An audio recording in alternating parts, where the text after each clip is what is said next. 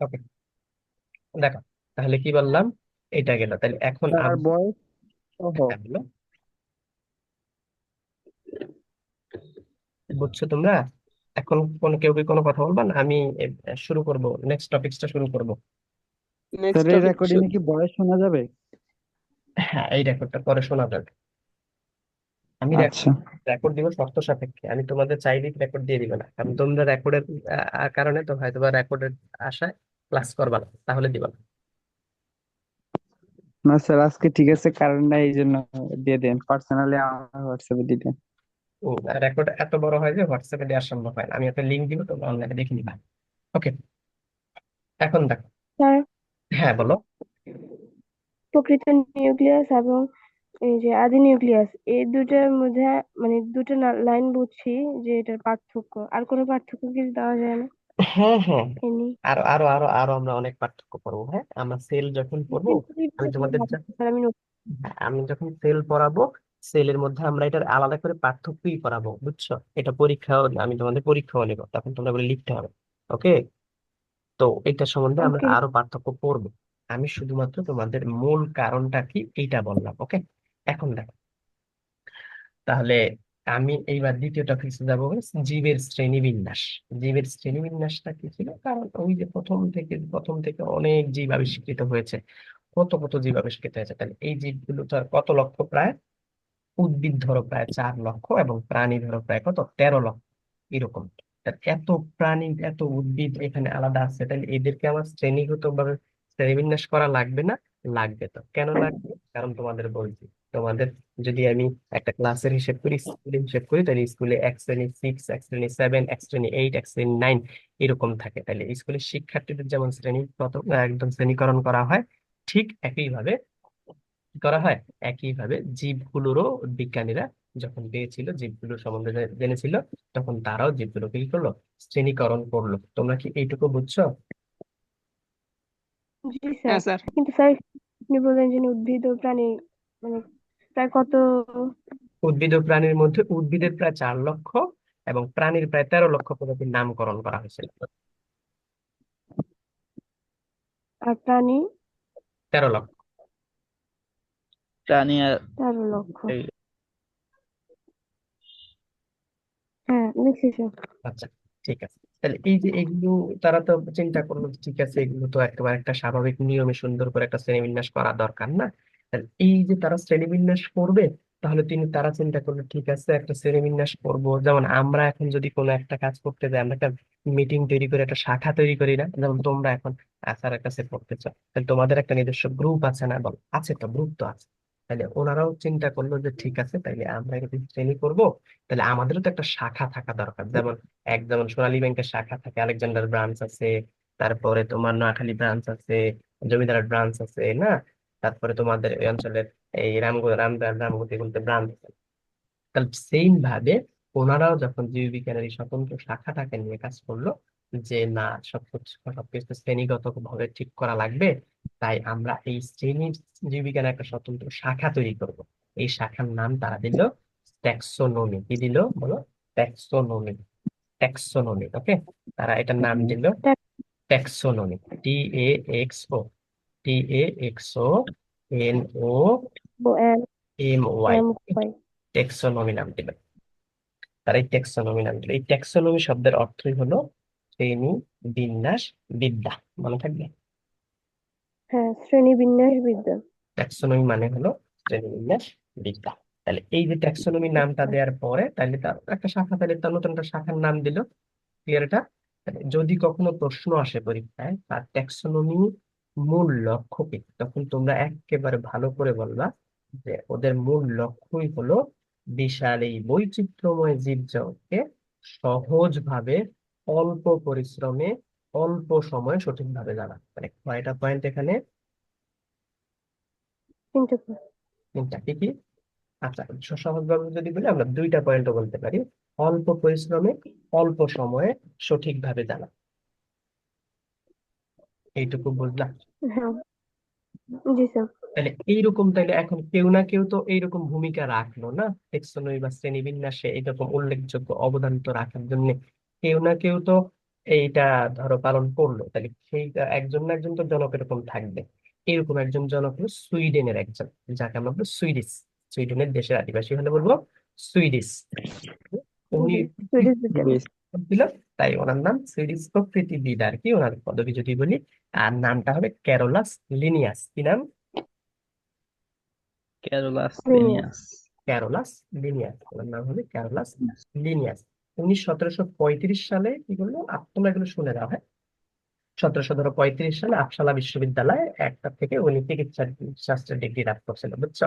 ওইখানে অ্যানাটমির অধ্যাপক ছিলেন। অ্যানাটমির অধ্যাপক কি, অ্যানাটমি কি খুব সহজ করে বললে, আমি যদি আমার বডিটা কিভাবে দাঁড়িয়ে আছে, একটা কঙ্কাল রূপে দাঁড়িয়ে আছে, এই কঙ্কাল নিয়ে এবং আমার বডির প্রত্যেকটা পার্টস কোথায় কোনটা কোথায় কি অবস্থানে আছে, এই সম্বন্ধীয় যত বিষয় আছে, এগুলো আসলে অ্যানাটমিতে আলোচনা করা হয়। ওকে, যেমন তুমি বায়োলজিতে জীব নিয়ে পড়ো, আর কেমিস্ট্রিতে বিক্রিয়া নিয়ে পড়ো, ঠিক বায়োলজির শাখার মধ্যে অ্যানাটমি, যে কোন একটা জীবের কোন জায়গাটাতে কোন অর্গানটা আছে, কিভাবে দাঁড়িয়ে থাকে। ওকে, এই জিনিসগুলো অ্যানাটমি। তো তিনি সেই এই অ্যানাটমি অধ্যাপক ছিলেন, বুঝতে পারলাম? হ্যাঁ স্যার। এটুকু বুঝে নাই? 1753 সালে। কোনটা? না, 1735 সালে আপসালা বিশ্ববিদ্যালয় থেকে তিনি ডিগ্রি লাভ করলেন। তো এরপর কি আসলো, তিনি আসলে মূলত কি করছিল, তিনি প্রথম জীবের পূর্ণ শ্রেণীবিন্যাস এবং নামকরণের ভিত্তি প্রবর্তন করেন। এটা অবজেক্টিভের জন্য খুবই ইম্পর্টেন্ট, যে কে এই কাজটা করলো, পূর্ণ শ্রেণীবিন্যাস এবং নামকরণের ভিত্তি প্রবর্তন করেন কে আসলে, এটা করছে কে? Carolus Linnaeus. তিনি কি করলো, তিনি পুরো জীব জগৎকে দুইটা ভাগে ভাগ করলো। তিনি পুরো জীব জগৎকে কয়টা ভাগে ভাগ করলো? দুইটা ভাগে ভাগ করলো। একটা হলো উদ্ভিদ জগৎ, আর একটা হবে কি বলতো, প্রাণী জগৎ। প্রাণী প্রাণী জগৎ। আর একটা হলো প্রাণী জগৎ। এরকম জীব জগৎ। একটা উদ্ভিদ জগৎ আর একটা হলো প্রাণী জগৎ। এই হিসেবে তিনি এই জীব জগৎ। আমরা কেউ না কেউ একজন শুরু করলো। এখন প্রশ্ন হচ্ছে শ্রেণীবিন্যাসের উদ্দেশ্যটা কি? খুব সহজেই আমরা শ্রেণীবিন্যাসের উদ্দেশ্য অলরেডি আমি বলে ফেলছি, যে আমি খুব সহজেই কি করতে পারবো, এগুলো খুব সহজেই একটা জিনিসকে অল্প সময়ে আমি সঠিকভাবে জানতে পারবো, তাই তো শ্রেণীবিন্যাস করবে। এখন ঠিক আছে, এখন শ্রেণীবিন্যাসের উদ্দেশ্য আমরা পেলাম, যে সঠিকভাবে সব পূর্ণাঙ্গ জ্ঞানগুলো আমরা উপস্থাপন করতে পারবো মানুষের সামনে, তাই তো শ্রেণীবিন্যাস করেছি। এখন আসলে জীব জগৎ নিয়ে যদি কথা বলি, যখন ওই ক্যারোলাস লিনিয়াসের সময়কাল যখন ছিল, ক্যারোলাস লিনিয়াস তো ধরো বাঁচছিল 1707 থেকে 1778 সাল পর্যন্ত। তো তিনি তার ওই সময় থেকেই, তারপরে আবার বিংশ শতাব্দী আসলো, মানে 1707 থেকে 1778, তারপরে 1799 শেষ হলো, তারপরে 1800 আসলো, তারপরে 1900 আসলো। যে 1800 1900 এই বিংশ শতাব্দী, এগুলো সব মানে তারপরে বছরের পর বছর চলে গেল, বছরের পর বছর চলে যাওয়ার পরে ওই যে তিনি যে শুরু করে দিয়ে গেল শ্রেণীবিন্যাস করা, তার থেকে আস্তে আস্তে আস্তে আস্তে অন্যান্য বিজ্ঞানীগুলো চিন্তা করলো, ঠিক আছে, শ্রেণীবিন্যাস তো আরো আরো আরো আরো কত কিছুর উপর ডিপেন্ড করে করা যায়। যেমন আমি যদি উদাহরণ দিই, যে ক্লাস 6 এর, আমি যদি স্টুডেন্ট হিসেবে উদাহরণ দিই একটা স্কুলের, তাহলে সেই স্কুলের মধ্যে আমি সবগুলো স্টুডেন্টকে বললাম যে এরা কেউ ক্লাস 6-এ, কেউ ক্লাস 7-এ, কেউ ক্লাস 8-এ, কেউ ক্লাস 9-এ পড়ে। এইবার যদি আমি স্টুডেন্টের এইবার 6 তো দিলাম, কিন্তু আমি যদি আরেকটু চেষ্টা করি যে দেখি কার বয়স কত, তাহলে 6 এর ক্ষেত্রে দেখা গেল যে 6-এ এমন এমন বাচ্চাও আছে যারা কিসে পড়ে, যারা দেখা যায় হাফিজি পড়ে এসে 4 বছর তার বয়সটা বেড়ে গেল, বা 3 বছর বয়সটা বেড়ে গেল, তাহলে তার বয়সটা অনেক বেশি। তাহলে আমি দেখলাম যে হ্যাঁ, অনেকের বয়স আছে, কে কিছু 7-এ আছে, কিছু 8-এ, 6-এ আছে, সেম বয়সের আছে। তাহলে তাদেরকে যদি আমি বয়সের ভিত্তিতে ভাগ করতাম, তাহলে দেখতাম যে 6-এর বাচ্চারাও কিসের মধ্যে পড়ে যেত, 7-এর লাইনে, 10-এর লাইনে পড়ে যেত। তোমরা কি এইটুকু বুঝছো? হ্যাঁ স্যার। তাহলে এইভাবে তখন জীবের মধ্যে এরকম অনেক অনেক বৈশিষ্ট্য নিয়ে যখন তারা আলোচনা করলো, যে দেখেন এই জীবের তো এইরকম বিশেষ বৈশিষ্ট্য আছে, এই জীবের তো এইরকম বিশেষ বৈশিষ্ট্য আছে, তো এইরকম বিশেষ বিশেষ বৈশিষ্ট্যগুলো যাদের কমন বা মিল আছে, তাদেরকে একটা শ্রেণীতে, যাদের আবার অন্য জায়গায় কারো যদি মিল থাকে, তাদেরকে আরেকটা শ্রেণীতে। এইভাবে তারা শ্রেণীবিন্যাস করলো, বুঝলা? জি স্যার। তখন থেকেই প্রাণী জগৎকে তারা বিবেচনা করে কয়টা রাজ্যে ভাগ করলো, দুইটা রাজ্যে শ্রেণীবিন্যাস করলো। বুঝতে পারলা? দুইটা রাজ্য, মানে রাজ্য মানে হলো সবচেয়ে বড় যেটা বললাম, দুইটা রাজ্যে তখন তারা ভাগ করা শুরু করলো। এরপরে আস্তে আস্তে আস্তে বিজ্ঞানের অগ্রগতি আরো বাড়লো, তখন ডিএনএ, আরএনএ, এগুলার প্রকারভেদ, জীবকোষের বৈশিষ্ট্য, কোষের সংখ্যা, খাদ্যাভ্যাসের তথ্য, এগুলোর উপর ভিত্তি করে একজন বিজ্ঞানী ছিল, নাম ছিল আর.এস. হুইটেকার। তোমাদের কোনো প্রবলেম নেই, তোমরা শুধু শুনে যাও, এটুকু তোমাদের বইতে আছে। ওকে, তো আর এস হুইটেকার কি করলো 1969 সালে দ্বীপ জগৎ কি করলো 5টা রাজ্যে বা 5 কিংডমে ভাগ করলো। এইটা লেখো, তিনি আসলে ভাগ করে তিনি প্রস্তাব দিলেন। স্যার এইটা আমি হয়তো বের হয়ে যাবো, আমার 1% স্যার। আচ্ছা আচ্ছা আচ্ছা, ঠিক আছে, তুমি রেকর্ডটা দেখে নিও, হ্যাঁ। আচ্ছা স্যার। ঠিক আছে, তাহলে কি বললাম যে আর এস হুইটেকার কি করলো 1969 সালে জীবজগৎকে 5টা রাজ্যে বা 5 কিংডমে ভাগ করলো, এবং বা ভাগ করার প্রস্তাব দিল আর কি। আর ওই রাজ্য 5টার নাম কেউ কি বলতে পারবা? কখনো কি শুনেছো ওই রাজ্য 5টা কি কি? শুনছি স্যার। বলো তো। রাজু মনেরা, প্রতিষ্ঠা, পাঞ্জায়, Plantae. Animalia, Animalia, very good very good. তাহলে এরকম 5টা রাজ্যে ভাগ করলো। পরবর্তীতে কি করলো, পরবর্তীতে আরেকজন বিজ্ঞানী ছিল মার্গুলিস।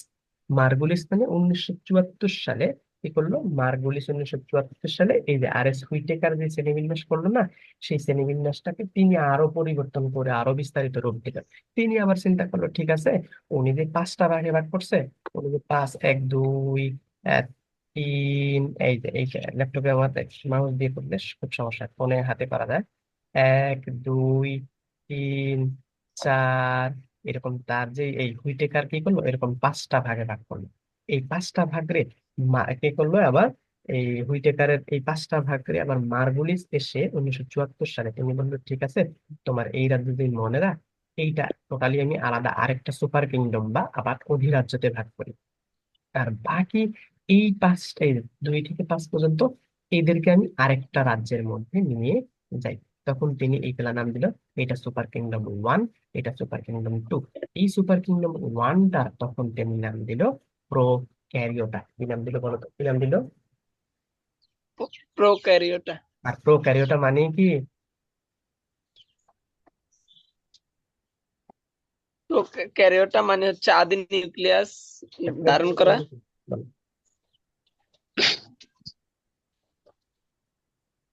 ফাহিম বলো, প্রো ক্যারিওটা মানে কি?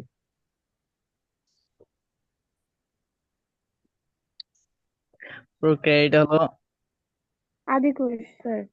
ভেরি গুড, আদি কোষ, আদি। আদি নিউক্লিয়াস ধারণ করা। হ্যাঁ, আদি নিউক্লিয়াস ধারণ করে আদি কোষ। তার মানে তুমি কি বুঝে গেছো যে আসলে আমরা এতক্ষণ যে জিনিসটা পড়েছিলাম, মেইন জিনিসটা একেবারে ফুল মেইন জিনিসটা সম্বন্ধে আমরা জেনে গেলাম। এইটুকু তোমাকে ক্লিয়ার যে প্রোক্যারিওটা জি স্যার। এবং আরেকটা হলো ইউক্যারিওটা। এই দুইটা, এই জি। ইউক্যারিওটার মধ্যে কি কি পড়লো? এই যে সিমান সুন্দর করে 5টা রাজ্য বললো, স্যার বলো তো কি কি বলো তো। স্যার এটা বুঝি ইউক্যারিওট নাই। অন্তর্ভুক্ত। হ্যাঁ, এটা কে বুঝো নাই আবার বলো। জি শাহরিয়ার। স্যার। হ্যাঁ, আমি বললাম যে ওই যে আর এস হুইটেকার কি করলো, প্রথমে 5টা রাজ্যে ভাগ করলো পৃথিবীর সকল জীবকে। তখন কি করলো মার্গুলিস 1974 সালে আয়সা বললো যে ঠিক আছে, তুমি যে 5টা রাজ্যে ভাগ করছো, এটাকে আমি আরেকটু বিস্তারিত রূপ দিতে থাকি। বিস্তারিত রূপ দিয়ে তিনি বললো ঠিক আছে, এটাকে আমি আরো 2টা অধিরাজ্যে ভাগ করি। মানে হলো তোমার এই 5টা রাজ্যের মধ্যে প্রথম যেটা থাকবে। ওয়ান এবং সুপার কিংডম টু। হ্যাঁ, সুপার কিংডম সুপার। ওয়ান এবং সুপার কিংডম টু। হ্যাঁ, সুপার কিংডম 1 এবং সুপার কিংডম 2 নাম দিল। এই সুপার কিংডম 1 এর মধ্যে মনের রাজ্যটা রাখলো, এবং সুপার কিংডম 2 এর মধ্যে বাকি 4টা রাজ্য বাকি চারটা রেখে দিল। দেখো। বাকিরা 4টা রাজ্যের নাম কি কি হবে বলতো? বাকি 4টা রাজ্যের নাম কি কি হবে? প্রতিষ্ঠা, দ্বিতীয়টার নাম কি হবে? প্রতিষ্ঠা, তারপরে অ্যামেলিয়া। পাঞ্জাই, পাঞ্জাই। হ্যাঁ, প্রতিষ্ঠা, পাঞ্জাই। অনেকে পাঞ্জাই বলবে, অনেকে ফাঙ্গি বলবে, যেটা বলবে ওকে। তারপরে আসলো 4 নম্বরে কি হবে? প্লান্টি। তারপরে হবে তারপর অ্যানেলিয়া। অ্যানিমিলিয়া। এই শ্রেণীকরণটা বুঝলা তোমরা? জি জি হ্যাঁ স্যার। স্যার। ঠিক আছে, এই শ্রেণীকরণটা যদি বুঝে থাকো তাহলে এখন আমরা চলে যাবো হলো রাজ্য প্রথমে। তাইলে এতক্ষণ যে যে কথাগুলো বললাম, এই কথাগুলো তোমরা খুব ভালো করে মনে রাখবা। মার্গুলিস 1974 সালে সুপার কিংডমে ভাগ করলো, আর হুইটেকার এক, দুই। 5টা রাজ্যে ভাগ করলো। আর ক্যারোলাস লিনিয়াস এই ভাগ করার জীবন তিনি সর্বপ্রথম শুরু করে দেখাইলো। তাইলে জনক বলা হয় ক্যারোলাস লিনিয়াসকে। তাহলে শ্রেণীবিন্যাসের জনক কাকে বলা হয়? Carolus Linnaeus. Yes, ক্যালকুলাস নামকরণ লিনিয়ার। নামকরণকে ক্যারোলাস লিনিয়াস। আর লিনিয়ার। থেকে 5টা রাজ্যে ভাগ করছে কে? আর এস হুইটেকার 1969 সালে। এটা বাংলাদেশের গণ অভ্যুত্থান ছিল না? হ্যাঁ, হ্যাঁ, 1969 সালে। এটা কি ক্লিয়ার এখন? ইয়েস জি স্যার। স্যার। ঠিক আছে, এখন যেটা আসবে সেটা হবে হলো, এখন যেটা আসবে সেটা হলো সুপার কিংডম ওয়ানটা আমরা করবো। সুপার কিংডম ওয়ানের মধ্যে আছে হলো মনেরা রাজ্য। আমরা এখন করবো মনেরা রাজ্য। মনো মানে কি, কেউ কি বলতে পারো মনো মানে কি? মনোমানি। কি স্যার? এক শুধু আমি জাস্ট একজনকে, যে কোনো একজনকে ধরি, যে মনো মানে কি, কেউ কি বলতে পারবা?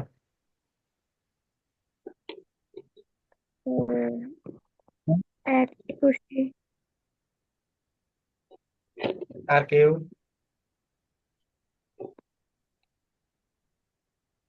প্রথম। কে বলছো? কি বলছো?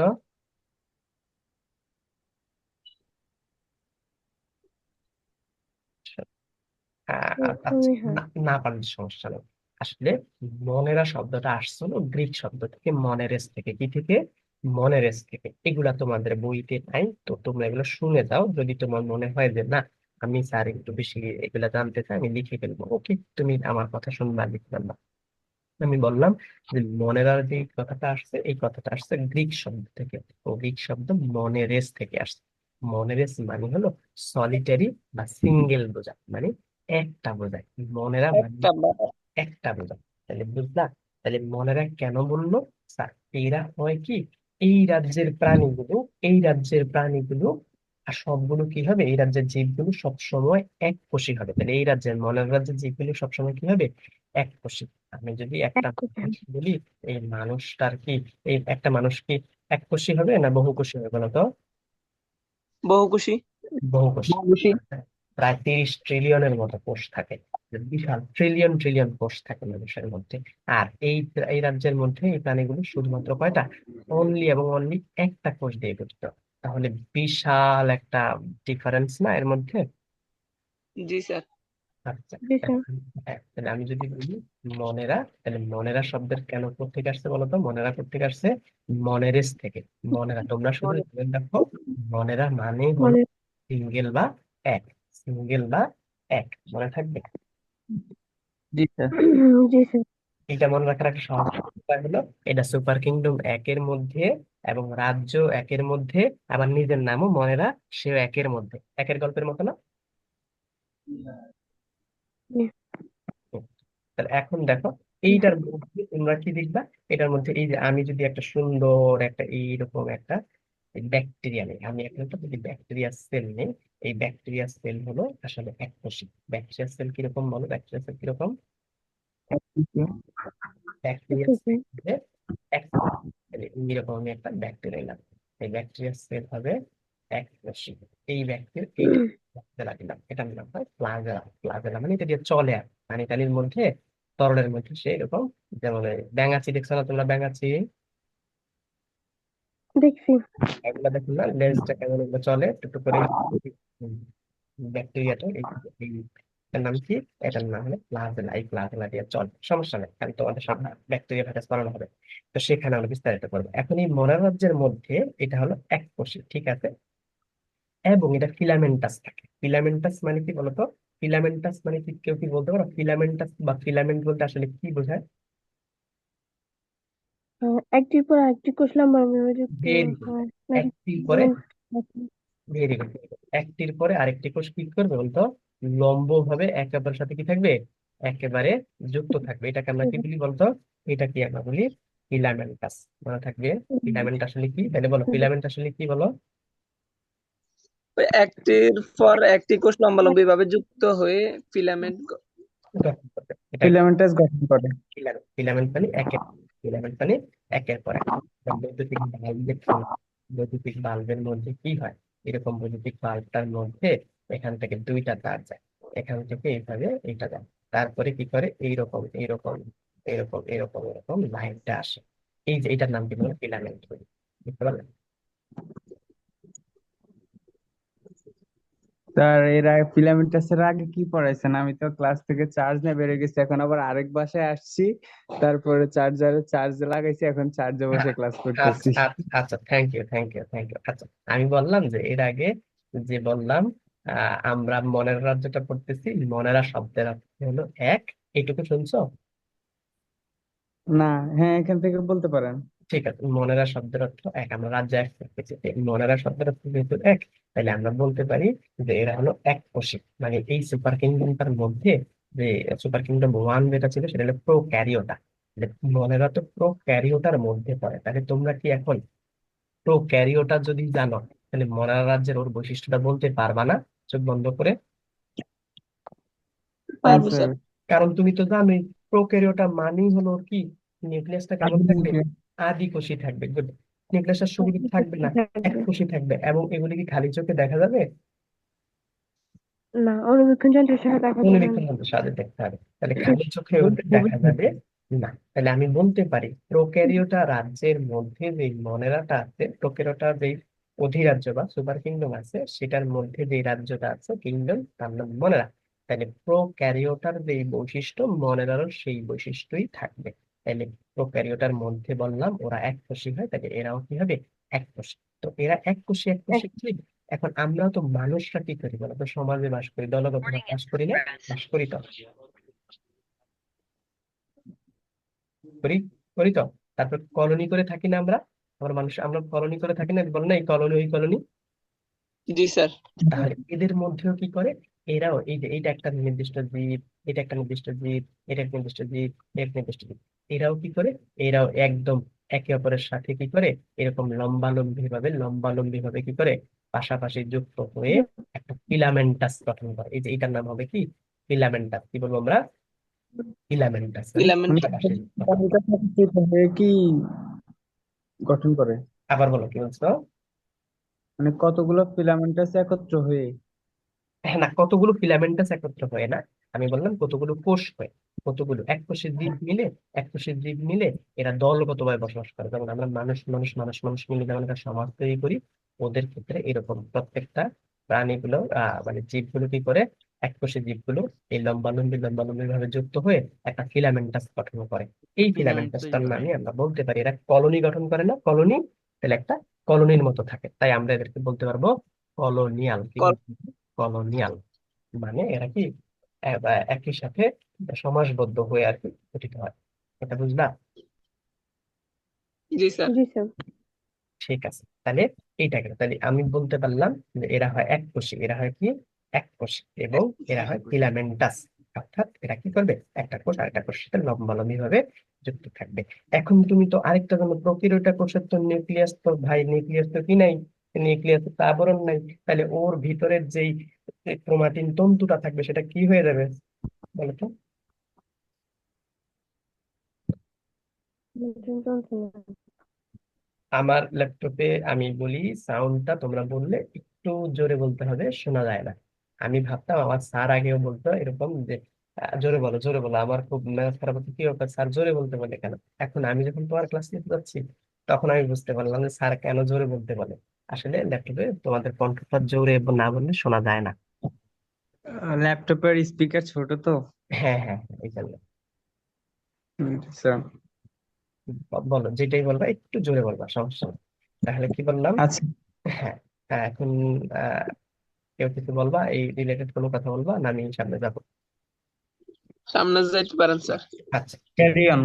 হ্যাঁ, ভেরি গুড, ক্যারি অন। ঠিক আছে, তাহলে কোষে ক্রোমাটিন বস্তু, তাহলে এদের ক্ষেত্রে কি থাকবে স্যার, এদের ক্ষেত্রে যে ক্রোমাটিন বস্তু, ক্রোমাটিন আমরা বলছি না যে নিউক্লিয়াসের মধ্যে এরকম পেঁচানো পেঁচানো কি থাকে, ক্রোমাটিন একটা বস্তু থাকে। এই ক্রোমাটিন বস্তু বা ক্রোমাটিন তন্তু, এই তন্তুটা এখন কি ছিল, আগে তো আগের সেলগুলোতে কি ছিল, একদম প্রকৃত কোষে কেমন থাকতো, এরকম থাকতো না, ঘিরে থাকতো না? ঘিরে থাকার পরে এখানে হ্যাঁ। একটা নিউক্লিয় লাস থাকতো, সুন্দর করে এটার মধ্যে পেঁচিয়ে যেত।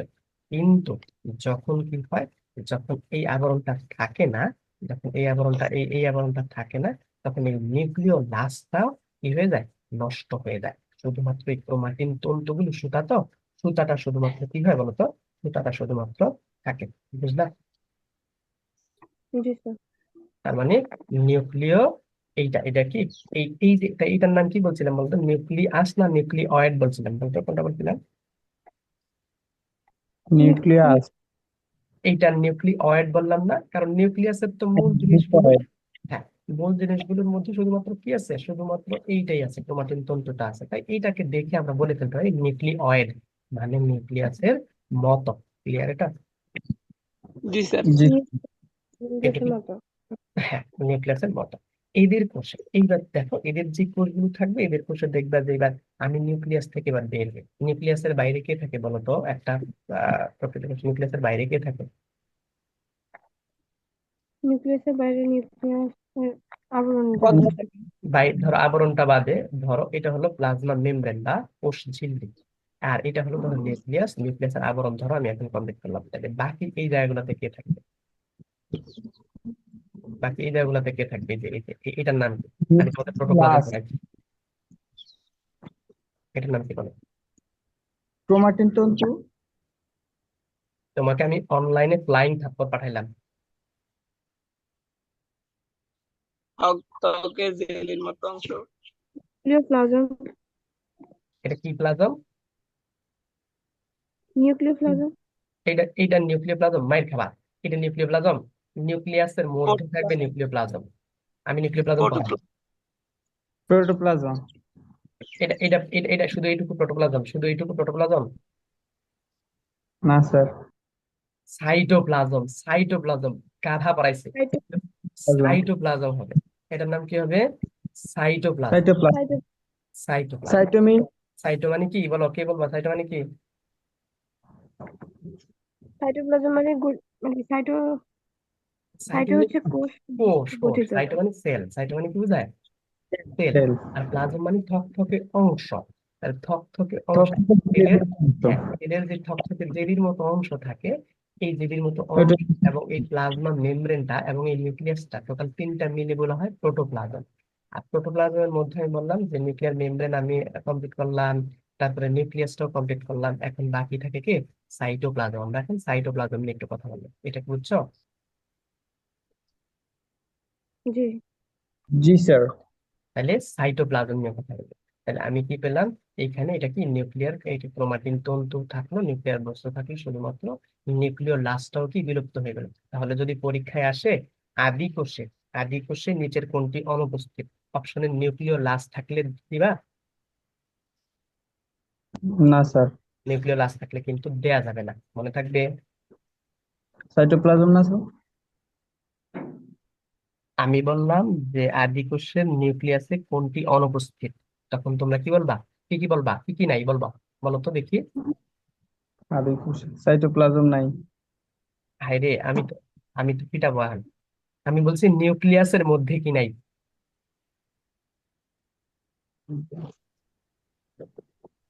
আদি কোষের এই নিউক্লিয়াসের এই মেমব্রেনটা আছে? বলো, এই মেমব্রেনটা আছে? না। জি। নাই। তাহলে একটা আদি কোষের এই যে এখানে এটার নাম কি? নিউক্লিওলাস, এটা আছে? না। নাই। তাহলে আমরা বলতে পারি আদি কোষের মধ্যে নিউক্লিয়াস যদি চিন্তা করি, তাহলে ওর নিউক্লিয়াসের কোন কোন উপাদান নাই? নিউক্লিওলাস নাই। নিউক্লিয়াস নাই। এবং মেমব্রেন, প্লাজমা মেমব্রেন নাই। আবার বলে প্লাজমা মেমব্রেন নাই খাবা, নিউক্লিয়ার মেমব্রেন, এটাকে আলাদা করে বলবো। নিউক্লিয়াস। নিউক্লিয়ার মেমব্রেন নাই, মনে থাকবে। প্লাজমা অর্থ জানে কি? কেবল ভাই, গতকালকে বলছি প্লাজমা কি? প্লাস না। আসলে প্লাজমা অর্থ না, আমি প্লাজম বলবো। প্লাজম মানে হলো ফর্মড বা গঠিত হওয়া। কি দিয়ে গঠিত হয়? ওই গঠিত। থকথকে অংশ দিয়ে। হ্যাঁ, থকথকে অংশ দিয়ে। ঝিল্লি দিয়ে। অংশ। হ্যাঁ, এখন ঝিল্লি আসো। দিয়ে গঠিত। আচ্ছা, এখন আসো, এখন আর 3 মিনিট আছে, আমি কি আরেকটা সেশন দিব তোমাদের? স্যার আমি মনে হয় আর ঢুকতে পারবো না। বলো, কি করবো? আরেকটা সেশন দিয়ে দেন। আর রাহাত কেন ঢুকতে পারবে না স্যার?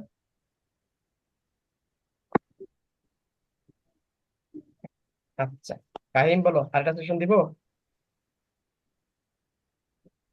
দেন স্যার, অনেক কষ্টে কারেন্টে আসছি, চার্জ দিছি একটু, হচ্ছে। ঠিক আছে। আর সিমরান কি বলো? জি স্যার দেন। ঠিক আমি আছে। কারেন্টে আছি। আচ্ছা, আমার সাথে তাহলে আমি, অ্যাডজাস্ট করো। ওকে, মিনিট নিস। আচ্ছা আহাদ, তুমি চেষ্টা করো থাকতে, আর যদি না পারো তাহলে করতে হবে, ওই রেকর্ডটা দেখতে হবে। ওকে।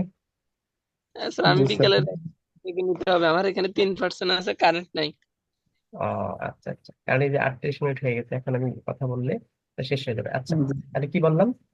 আমি আরেকটা সেশন দিয়ে দিবে। আমি বললাম যে দেখো এখন এই যে, ঠিক আছে, এইটা এখন কোথায় ঘুরতেছে, তাইলে এটা এখন নিউক্লিয়াসের বাইরে হয়ে এখন কোথায় ঘুরতেছে বলো, এখন কোথায় ঘুরতেছে? নিউক্লিয়াসের বাইরে। হ্যাঁ, তাহলে এটা এখন কোথায়, সাইটোপ্লাজমে ঘুরতেছে না এখন এটা? সাইটোপ্লাজমের। হ্যাঁ, তাহলে এটার নাম সাইটোপ্লাজম। ওকে, এটার নাম কি? সাইটোপ্লাজম।